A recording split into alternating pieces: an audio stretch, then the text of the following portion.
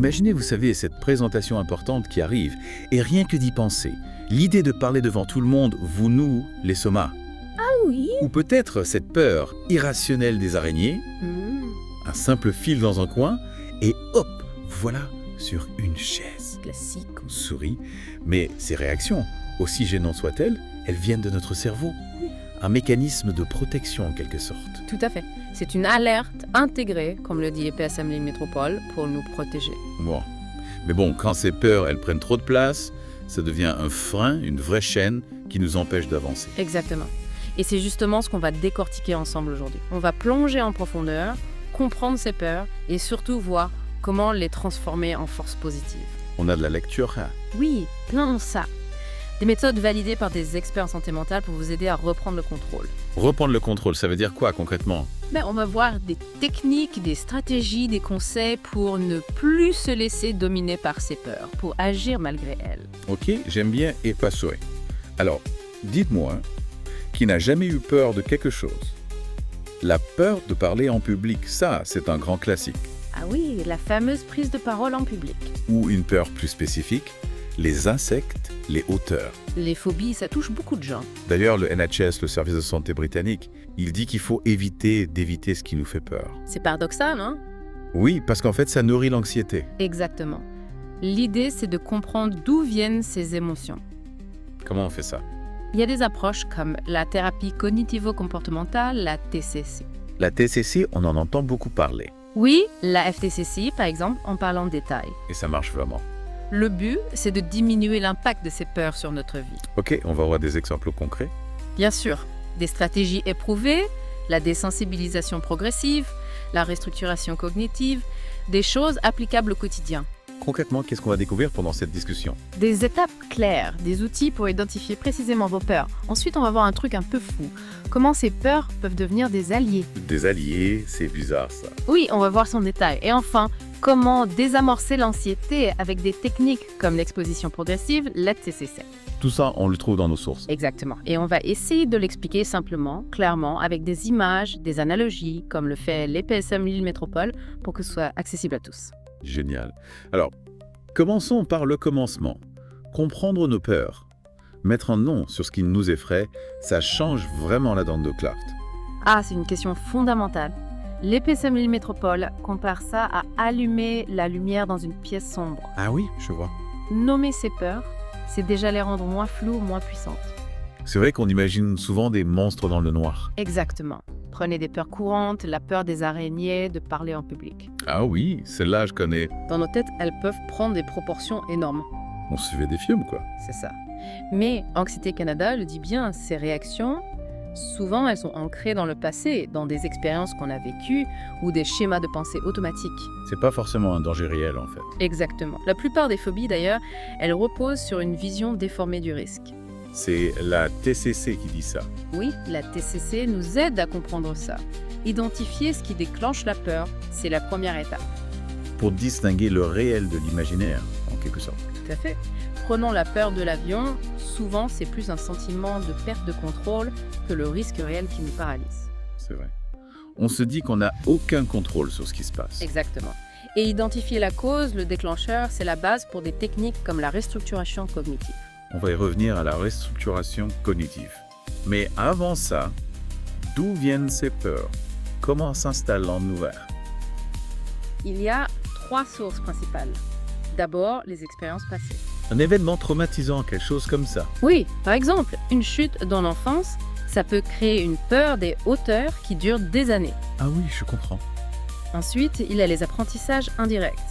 On observe une réaction de panique chez quelqu'un face à une araignée, par exemple. Et on reproduit le schéma. Exactement. Et enfin, il y a les instincts naturels, des peurs ancrées en nous depuis toujours pour la survie. La peur des serpents, du vide, ce genre de choses. Voilà des mécanismes de protection hérités de nos ancêtres. Donc, c'est normal d'avoir peur, en fait. Oui, le PSM, Lille Métropole, le précise. Ces mécanismes, ils sont normaux, universels. Le problème, c'est quand la réaction, elle devient disproportionnée. Quand la peur nous envahit complètement. Exactement. Une peur de l'échec, c'est normal, mais si ça vous paralyse totalement, si vous ne prenez plus aucun risque. Là, ça devient problématique. Oui, mais NHS et epsychiatrie.fr en parlent aussi. Donc, comprendre d'où vient la peur, Ça nous aide à relativiser. Exactement. On se dit qu'on n'est pas bizarre, qu'on n'est pas le seul à ressentir ça. Anxiété Canada et d'autres sources insistent sur ce point. C'est important de se sentir compris, de ne pas se juger. Oui, et ça permet de passer de l'évitement, de la fuite à une attitude plus active, plus constructive. C'est le premier pas pour surmonter ses peurs. Exactement. Passer de la paralysie à l'action. On parle souvent de la peur comme d'un ennemi. Mais j'ai lu que la peur pouvait aussi être une alliée. C'est un peu contradictoire, non? C'est une vision surprenante, mais essentielle. Le PSM Lille Métropole nous rappelle que la peur, c'est d'abord un mécanisme d'adaptation. Un héritage de l'évolution. Oui, elle prépare notre corps à réagir face à un danger, la fameuse réaction de combat ou de fuite. Ah oui, on en a tous entendu parler. Et cette réponse physiologique, elle peut même nous aider à nous concentrer dans des situations stressantes. Un entretien d'embauche, un examen, ce genre de choses. Exactement. Imaginez, vous êtes face à un défi important. Un peu de peur, ça peut vous stimuler, vous donner l'énergie pour vous dépasser. C'est comme une dose d'adrénaline. C'est ça. Anxiété Canada parle de la TCC comme d'un outil pour reprogrammer notre relation à la peur. Au lieu de la subir, on l'apprivoise. C'est ça. On apprend à la voir comme un signal, une information. Et pas forcément quelque chose de négatif. Exactement. La FTCC parle même de restructuration cognitive pour transformer la peur en énergie positive. C'est que ça. Concrètement, comment on fait ça? Le principe clé, c'est d'accepter la peur sans la juger. C'est Passeport Santé qui dit ça. Oui, entre autres. On passe d'une attitude d'évitement à une attitude plus proactive. On anticipe les difficultés, on se prépare. Exactement. C'est un apprentissage, mais ça permet de reprendre le contrôle. Bon, on a compris l'origine des peurs, leur rôle ambivalent. Mais concrètement, comment on les surmonte? Par où on commence-t-il? Il y a plusieurs étapes, plusieurs outils. L'exposition progressive, par exemple, c'est une méthode très efficace. Very Well Mind en parle. C'est ça. Oui, c'est une technique qui consiste à affronter ses peurs progressivement par petites touches. Un peu comme un escalier, on monte marche par marche. Exactement. On commence par des situations qui provoquent une anxiété légère, gérable. Vous avez parlé de la peur des araignées tout à l'heure. On pourrait commencer par quoi? On pourrait regarder une photo d'araignée, puis une vidéo, puis observer une vraie araignée de loin. Et petit à petit, on se rapproche. Oui, l'idée c'est d'habituer le cerveau à la présence de l'araignée, sans déclencher une panique incontrôlable.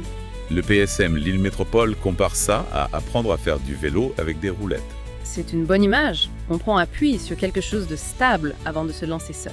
Et le NHS, il donne des conseils concrets pour cette exposition progressive.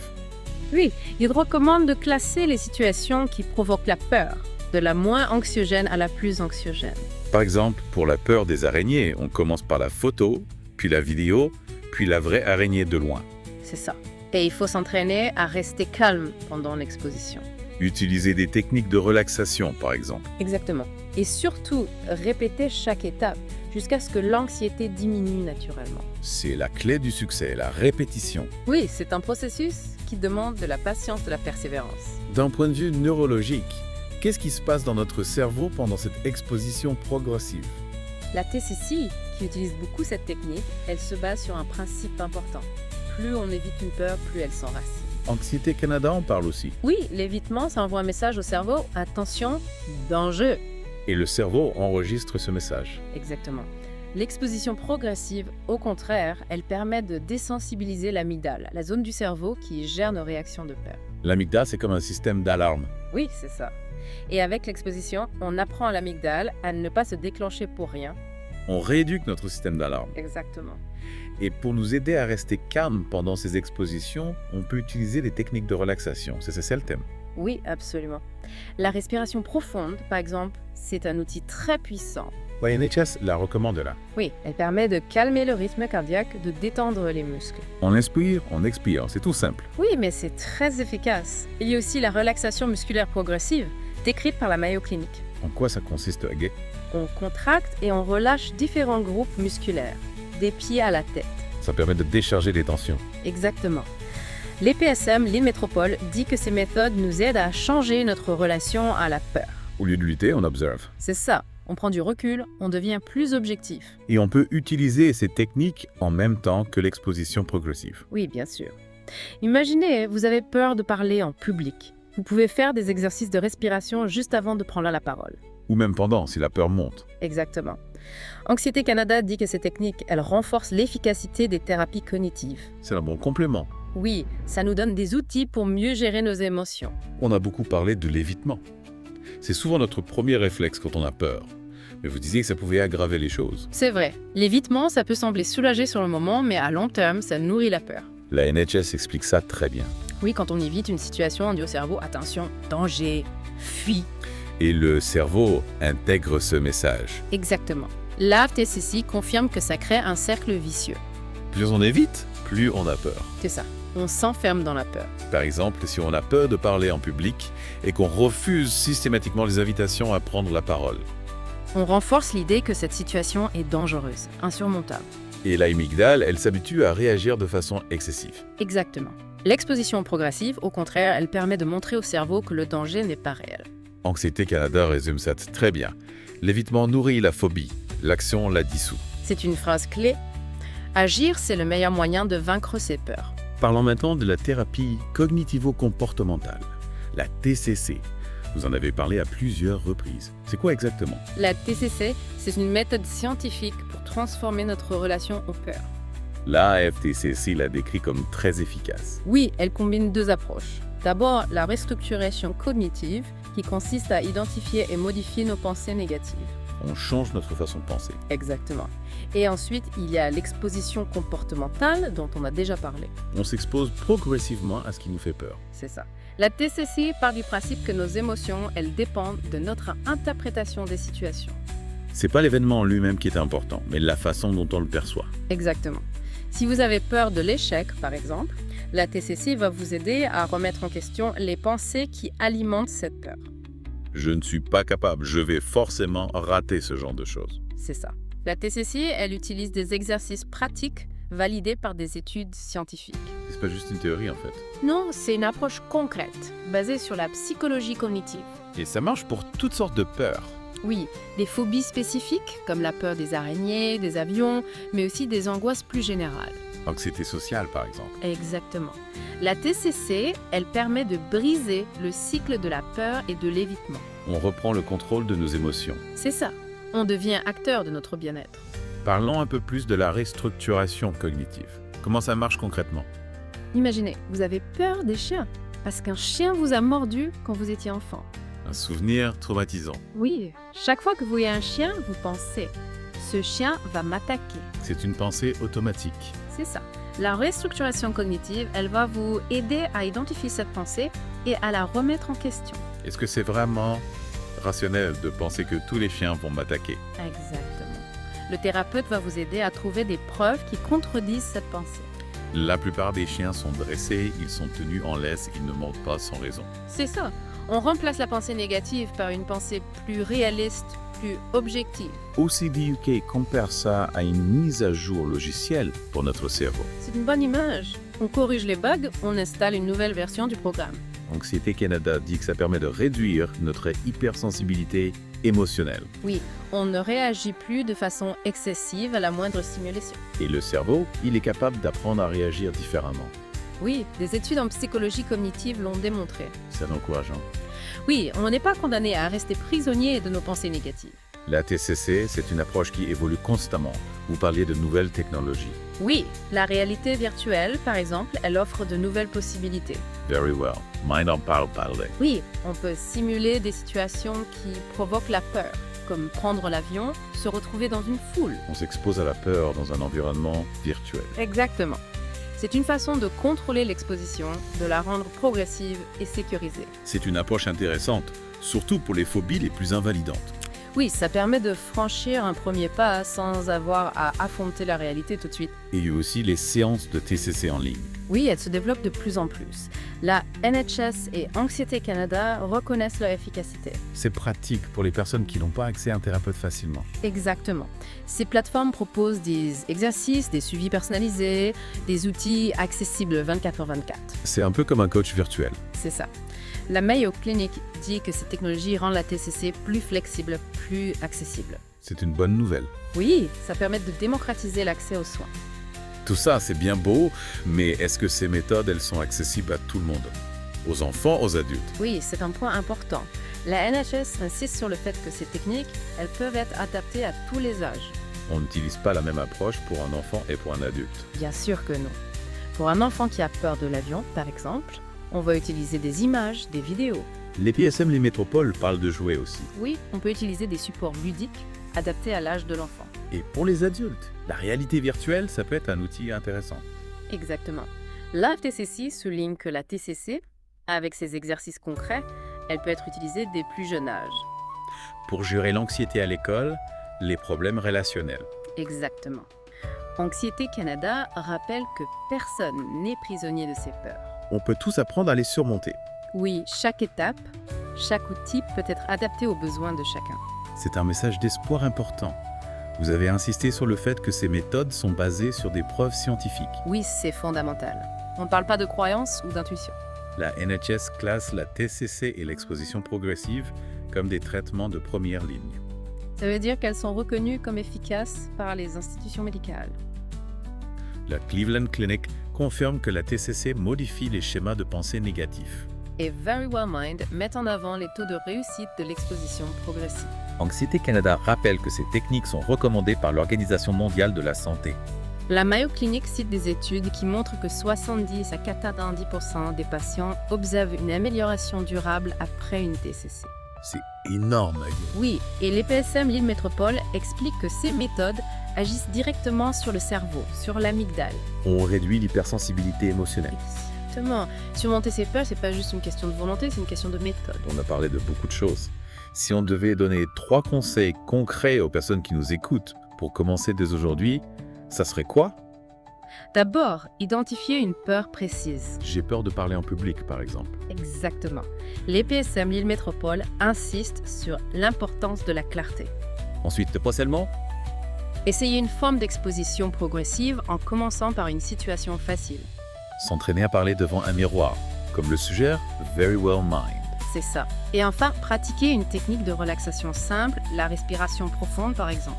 Le NHS recommande 4 secondes d'inspiration, 4 secondes de rétention, 6 secondes d'expiration. C'est une bonne technique. Et si on veut aller plus loin, on peut consulter les ressources qu'on a mentionnées. Oui, les guides de Very Well Mind, les programmes de TCC en ligne recommandés par Anxiété Canada. Ou consulter un thérapeute spécialisé en TCC. Exactement.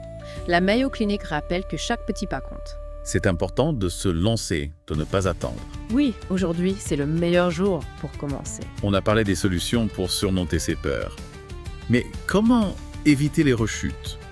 Comment faire en sorte que la peur ne revienne pas nous hanter? C'est une question importante. Pour maintenir les progrès, il faut entretenir les acquis. Les PSM, Lille Métropole compare ça à l'entretien d'un jardin. C'est une bonne image. Il faut continuer à arroser les plantes, à enlever les mauvaises herbes. Donc continuer à pratiquer les techniques qu'on a apprises. Oui, l'exposition progressive, la relaxation, la restructuration cognitive. Anxiété Canada suggère des exercices de visualisation. Oui, imaginez une situation qui provoque la peur tout en restant calme. Et faire des bilans réguliers pour repérer les signes avant-coureurs d'une rechute. Exactement. Plus on intervient tôt, plus on a de chances de stopper la spirale négative. Et quels sont ces signes avant-coureurs? La réapparition de pensées négatives, des comportements d'évitement, des tensions physiques. Le cœur qui s'emballe, les mains moites. Exactement. Les PSM Lille Métropole insistent sur l'importance de la vigilance. Dès qu'on repère un signe, il faut agir. Oui, la NHS recommande de réactiver les techniques de TCC, de questionner les pensées irrationnelles, de pratiquer des micro-expositions. Et la respiration profonde. Toujours. Oui, c'est un outil essentiel pour calmer le corps et l'esprit. Anxiété Canada dit que 80% des rechutes peuvent être évitées avec une intervention précoce. C'est un chiffre encourageant. Ça montre qu'on a le pouvoir d'agir.